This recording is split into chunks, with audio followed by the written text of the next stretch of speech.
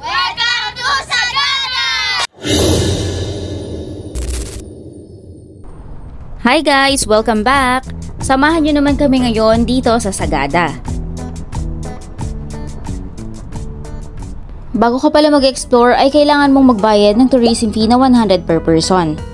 Huwag nyo palang iwawala yung resibo nyo or pwede nyo siyang picturean dahil yun ang ipapakita nyo sa bawat checkpoint na madadaanan nyo. Chine-check nila kung nakabayad na kayo ng tourism fee. Holy Week din pala tong season na nagpunta kami kaya maraming tao. Dito pala kami nag-check-in sa Laluet Inn. Malaki pala yung parking dito kaya hindi mahirap kahit maraming tao.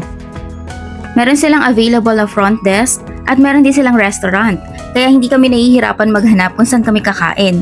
Malaki pala yung dining area nila at maaga silang nag-o-open until 9 PM ng gabi. Ang tahimik pala dito at ang ganda rin ng view. Rinig na rinig namin yung mga huni ng ibon sa labas.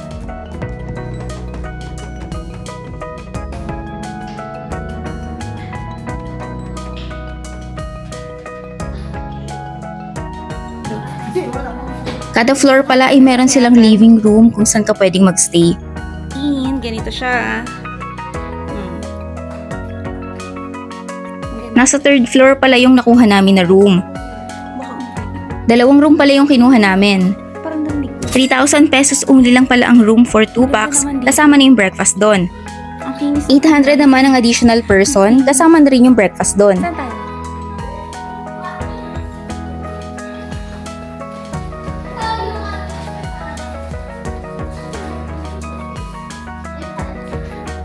Hi! Ito pala yung room nila mami, daddy at ng mga bata. Dito kami ni Kuya Ars, dito sila kami. Okay. Ikaw, makasingit ka dyan. Check natin yung washroom. Malinis pala yung washroom nila. Gumagana talaga yung heater nila. Kompleto rin yung toiletries nila. Meron pa nga silang tsinelas pang basa eh. Ayun. Ay, salamat ma. Sige.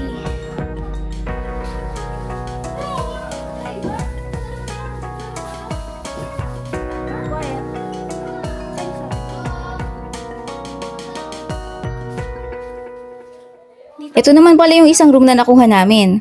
Alam nyo ba na sobrang lambot ng mga mattress nila, ang sarap mahiga. Ganon din yung CR, malinis din at kompleto din yung mga toiletries. Ayaw sumama sa amin ni Atosa kaya tig-isa kami ng kama ni King at nagsisiksikan sila dun sa kabila. Nakaput na kami. Anong put? Isabi niyo naman ako sa vlog ko. Tayo na rin. 16,000 dalawang araw, ma. Dalawang kwarto. Yun talaga yung problema namin lagi, ang hirap magpupo. Pag hindi maganda yung CR.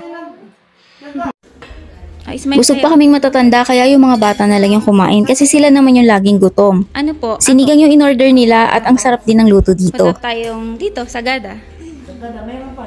Pupunta tayong Batad. Nung morning ay ito naman yung breakfast namin. Meron sila laging side dish na salad. Ang sarap ng salad nila pati yung sauce.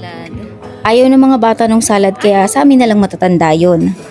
Tapos pwede ka rin mamili ng breakfast, masasarap din yung mga pagpipilian. 7 kami, sa 8,400 ay 2 kwarto yung nakuha namin per night at libre pa yung breakfast. Sulit na talaga yon, nandito ka pa sa hotel, napaka-convenient kumilos at walang hassle.